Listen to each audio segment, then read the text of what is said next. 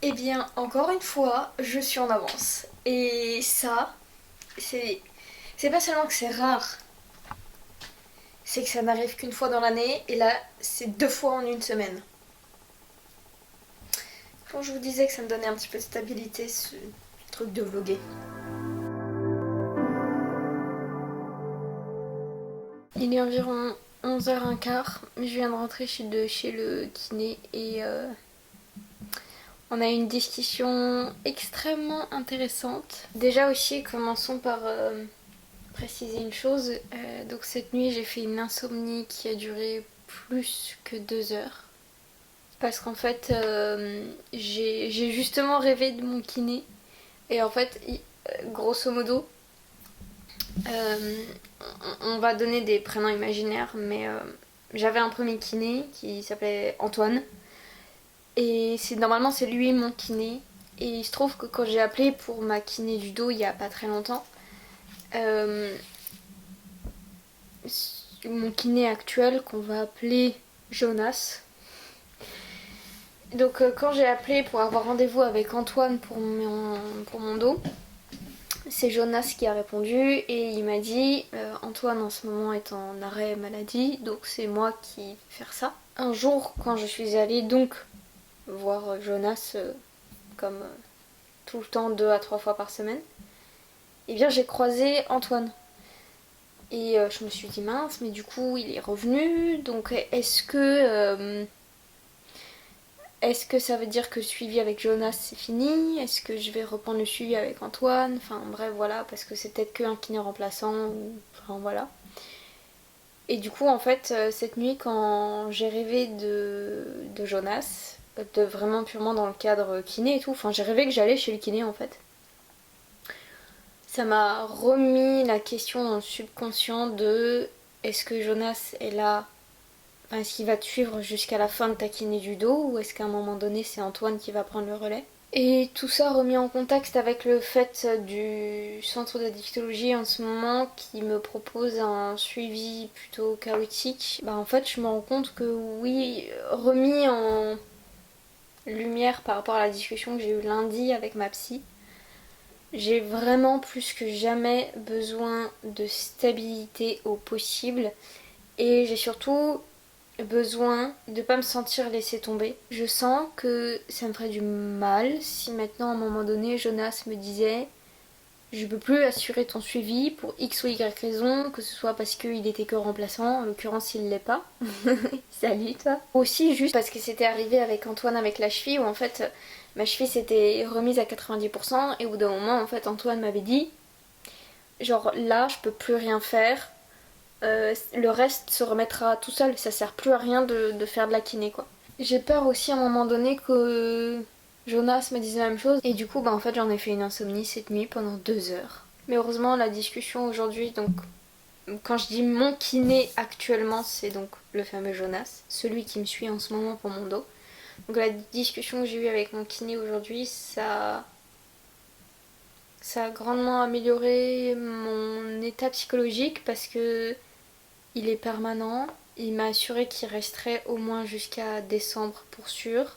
Il a regardé au niveau des ordonnances. Il m'a dit tu as le droit à autant de séances que tu veux pendant un an.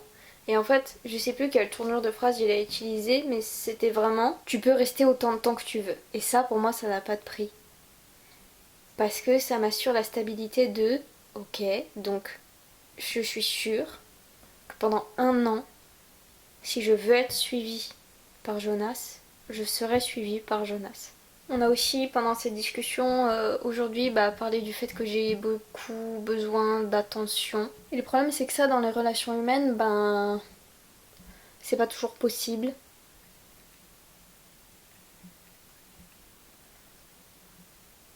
Et oui, la conclusion de la discussion c'était il faut apprendre à être heureux avec soi-même. Chose avec laquelle je suis parfaitement d'accord. Mais chose que moi je n'arrive pas à faire et en fait ça fait tellement d'années que j'essaye et ça fait tellement d'années que j'y arrive pas que j'ai l'impression que c'est juste pas fait pour moi quoi. Que moi je fais partie de ces gens où c'est triste mais tu ne peux que être 100% heureux qu'avec toi-même mais moi je n'arrive pas donc je serai jamais heureuse. Enfin, c'était bon mon cœur.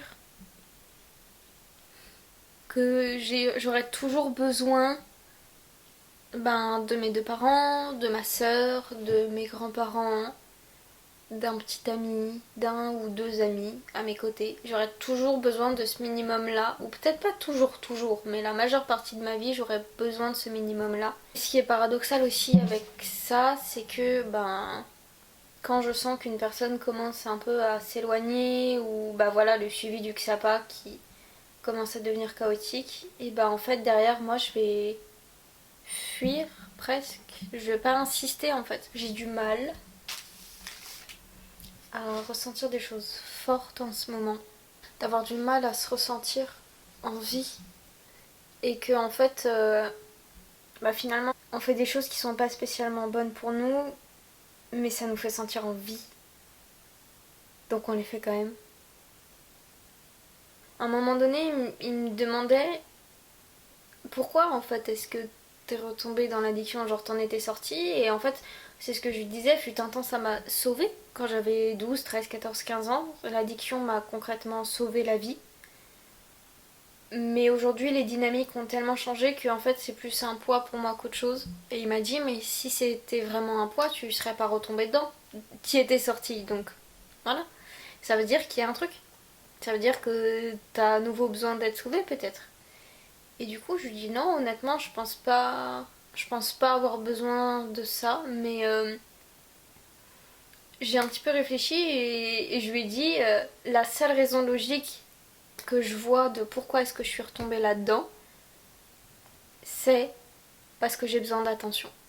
Et que du coup, si je suis plus addict, on me porte moins d'attention parce que j'ai moins de suivi en que ça pas, qu'un jour j'en aurai plus, mais que si je retombe dans l'addiction, j'en aurai à nouveau.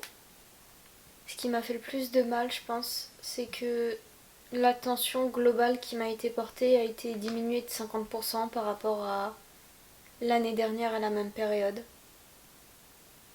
Ce qui est cool aussi avec mon kiné, c'est que j'ai l'impression qu'il y a beaucoup de choses pour lesquelles on se comprend et ça c'est ultra cool. Il y a des fois où il a parlé de certaines choses dans sa vie, de certaines choses qu'il a vécues ou de certaines choses qu'il a ressenties et j'étais là genre damn,